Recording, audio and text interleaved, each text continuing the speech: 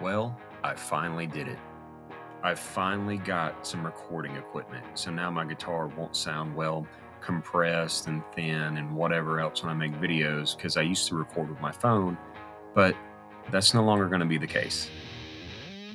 The interface I decided to go with was the Scarlett Solo, and this is the third generation.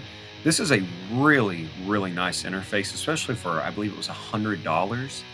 I can directly plug my mic into this as well as directly plugging my guitar straight into this little interface. And it sounds great. I'm going to do another sound demo after this song ends of a song that I just kind of came up with as a little demo sample of what the interface itself sounds like. When it came to a microphone, I wasn't sure what to get at first. I just did some research. I didn't dig way too deep into it. And here's what I decided to get. It is the Sennheiser E609. I believe I'm saying that right. I have no idea.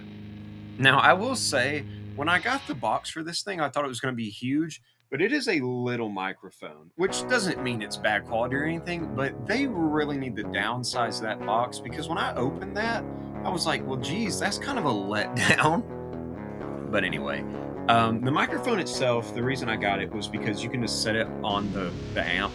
Now, I know some people are gonna be like, well, that's, whatever. I'm just testing the waters with this stuff. I've never recorded like any of my audio before outside of like my phone, obviously, as you've seen in the last videos. But this is just me kind of playing around, and I think it sounds fine. I'm still trying to learn how to use the kind of audio interface thing that you can download once you get your Scarlett Solo, but I'm still trying to figure this all out. So the actual recording interface that you can download once you get your Scarlett Solo is called Ableton Live 12 Lite, I believe. It's pretty easy to use once you watch a couple tutorial videos on how to actually use it. At first, I'm not gonna lie, I was really thrown off, and it took me like a good 5 minutes to get it.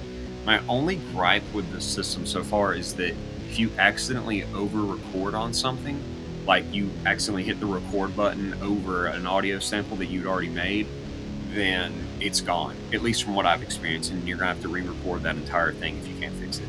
But other than that, yeah, it's pretty smooth sailing. Like I said, I'm still working with all this, still trying to understand it.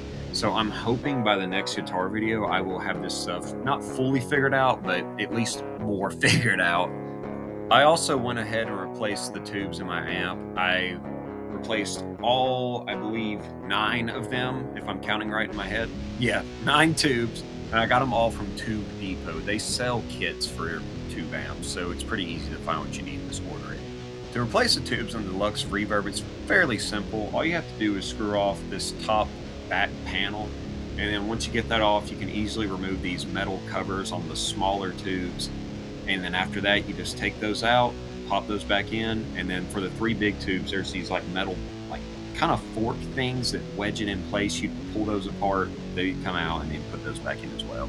And no, I wasn't wearing gloves when I swapped the tubes, but don't worry, I did thoroughly wash my hands before touching any of the new tubes.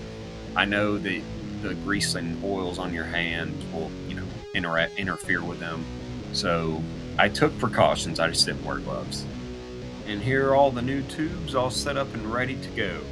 Now, I will say when you're doing this, make sure if you don't know what you're doing, follow a tutorial, but also on the inside of the amp, there's a little sticker that shows you what tubes go where. At least this is on the Fender amps that I've owned or other people have owned, so bear that in mind. And the numbers might be a bit different on what that sticker says and what the tube says as terms of I guess the serial numbers and stuff like that. Through process of elimination, it's easy to figure out which tubes go where. I mean, you really just have to look at the ones for the 3 big tubes and you'll easily see it. And for the little ones, just look at the numbers. But again, that's all fairly simple, and there are YouTube tutorials out there in case you ever had to do this too. But yeah, I just want to give a quick little update. I plan on having a few more videos out soon. Not sure when they're going to be out, but sooner than later, I guess. But yeah, I guess I'm just going to let this song play out and hope y'all enjoyed.